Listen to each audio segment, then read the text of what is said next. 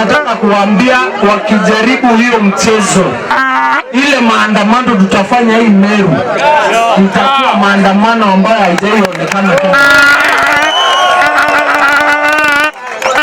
Sisi tunasimama na mmoja ambaye ni kiongozi wa vijana na yeye representative wa vijana Kenya mzima katika cabinet ya Kenya, na hatuko tayari kama Wameru, hatuko tayari kama vijana wa Meru kupoteza kiti ya kijana ambaye ana represent vijana Kenya mzima eti ndio ipatiwe one of the senior politicians from Meru County.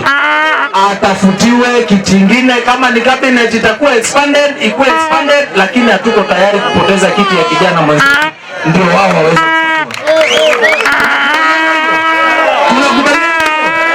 Tunasimama na kijana akuwe katika cabinet ama tusimame na yeye? Tunasimama na yeye ama tusimame? So tumewaambia, tumewatuma ilani hao wazee watafutiwe viti zingine, lakini si ya Eric Muga. Ama namna gani? Watafutiwe wengine, lakini sio ya nani? Sio ya waziri Eric. Thank you very much and God bless you.